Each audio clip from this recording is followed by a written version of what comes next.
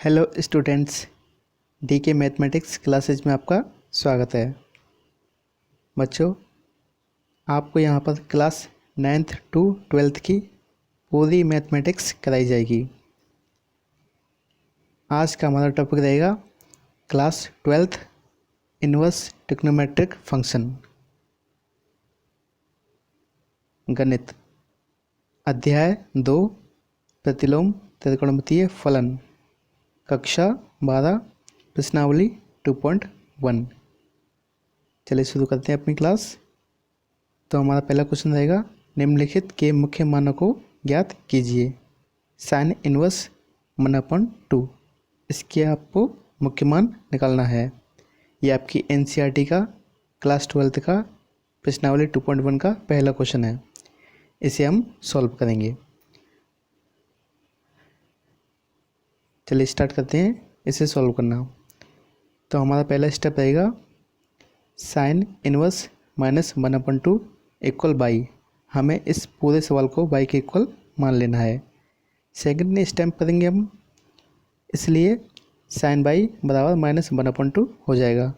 Sine inverse को हम बराबर से उधर ले गए तो साइन पर से इनवर्स ख़त्म हो गया और साइन बाई बचा, इसलिए हम कह सकते हैं साइन बाई बराबर -1/2। अगला स्टेप माइनस साइन π/6, यानी कि -1/2 को हम लिख सकते हैं π/6, जो कि हमारे बराबर रहेगा साइन ब्रैकेट में -π/6।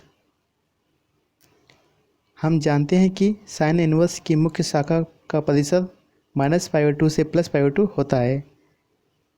ये साइन इनवर्स की डोमेन एंड रेंज है और साइन -π/6 बराबर होता है -1/2। अतः साइन इनवर्स -1/2 का मुख्य मान -π/6 है और ये आपका आंसर पहले क्वेश्चन का। आप इसका स्क्रीनशॉट ले सकते हैं।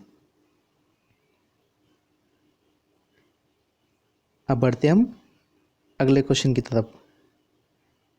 Question 2 cos inverse √3/2। ये आपकी एनसीईआरटी क्लास 12th का एक्सरसाइज 2.1 का दूसरा क्वेश्चन है। आप इसे मैच कर सकते हैं यदि आपके पास में एनसीईआरटी की बुक हो तो।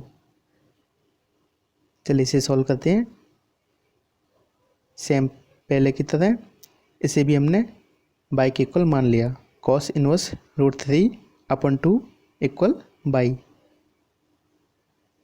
इसलिए cos बाई बराबर √3/2। यहाँ से cos इनवर्स से इनवर्स ख़त्म हो गया और cos बाई बराबर √3/2 बचा, जो कि हमारे बराबर रहेगा cos π/6 के। √3/2 cos में π/6 की वैल्यू होती है। हम जानते हैं कि cos इनवर्स की मुख्य शाखा का परिसर 0 से पाई होता है और cos π/6 बराबर √3/2 है। अतः cos इनवर्स √3/2 का मुख्य मान π/6 है और ये आपका दूसरे सवाल का आंसर। आप इसका स्क्रीनशॉट ले सकते हैं।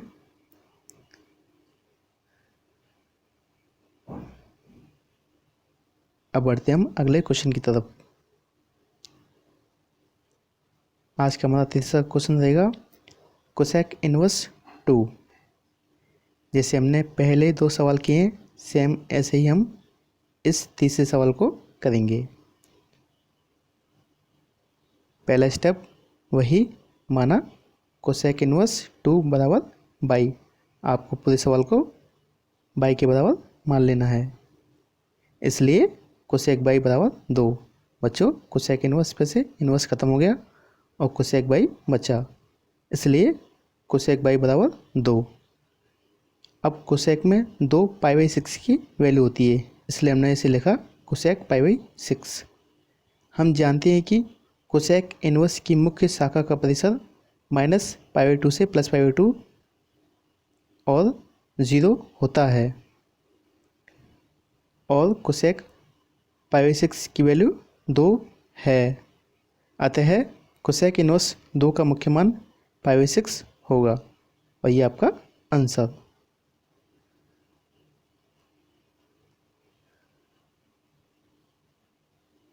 अब बढ़ते हैं नेक्स्ट क्वेश्चन की तरफ।